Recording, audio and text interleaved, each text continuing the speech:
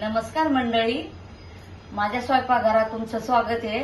आज मी थालीपीठ बनवणार आहे, तर चला तुम्हाला त्याची रेसिपी दाखवते। हे बघा, एक वाटी ज्वारीचं पीठ घेतलंय, एक वाटी तांदळाचं पीठ घेतलंय, एक वाटी बेसन पीठ घेतलंय, एक छोटी वाटी गव्हाचं पीठ घेतलंय आणि एक छोटी वाटी बाजरीचं पीठ घेतलंय, कारण बाजरीच्या पिठाने चांगली चव येते थालीपीठला। हे मिरचीचं वाटण घेतलेलं आहे, आपल्याला पाहिजे एवढं मिरचीचं वाटण घेऊ शकतो आपण। तिखट पाहिजे असेल त्याला, ते तिखट जरा कमी तिखट असेल ते आपण घेऊ शकतो। तर हे एक चमचा जिरे घेतले, ओवा घेतलाय,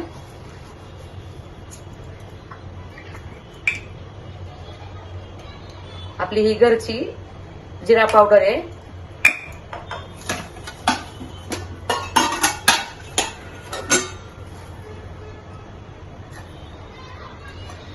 एक चमचा जिरे घेतले,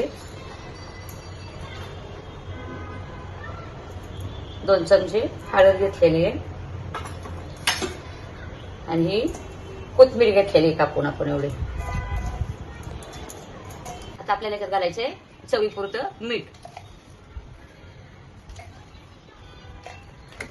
थालीपीठला कसं जास्त पीठ लागत आहेत आणि आपण धपाटे बनवले होते माग, पण धपाट्याला कसं ज्वारीच्या पिठाचे धपाटे, थोडस बेसन पीठ घालून आणि ज्वारीचं पीठ, याला सगळे पीठ लागत आहेत।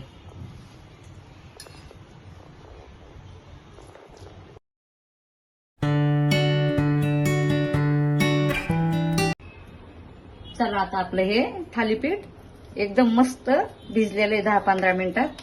आता आपण बनवायला घेऊया, थालीपीठ बनवायला घेऊया।